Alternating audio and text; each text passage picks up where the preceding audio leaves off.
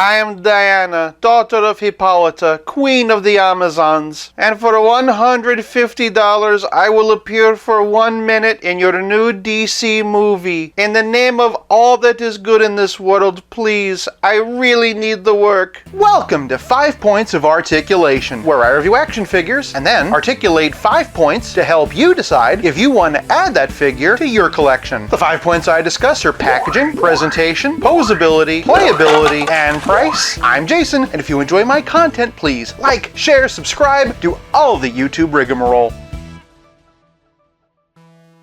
Today I'm finally taking a look at the DC Multiverse Wonder Woman as she appeared in Shazam! Fury of the Gods. Starting off with the packaging, and this is a movie-style DC Multiverse window box, which just means it's a DC Multiverse window box, but busy. Names and logos on the side, UPC for those who are looking. I do think it's odd that they specify this as her 1984 costume, and on the back we get some admittedly pretty artwork. This really does look like Gal Gadot's Wonder Woman out of a 4-color comic page, and I do like all the flourishes around the Shazam logo. I still maintain they should drop the DC Multiverse logo for movie figures just to keep them cleaner. After all, they already do on the side, but I'm not going to penalize it for that. For packaging, I'm giving this Diana 1 whole point. Moving on to presentation, Wonder Woman stands at a whopping 7¼ inches. First things first, I have good news, bad news, and badder news. The good news is that this head's going to be great for swapping with non-Wonder Woman characters. The bad news is that that's because her tiara is removable, and the badder news is it won't even stay put on her head. Great Hera, why did they do this? I've groused at great length about how they won't seem to give us a classic Wonder Woman. Now it just feels like they're toying with us. No pun intended. All joking aside, the profile actually does really look like Gal Gadot, and the face honestly isn't that bad. I particularly like the paint job. I do think it looks better than their original crack at her. That brings us to the elephant in the room, which is that this new figure is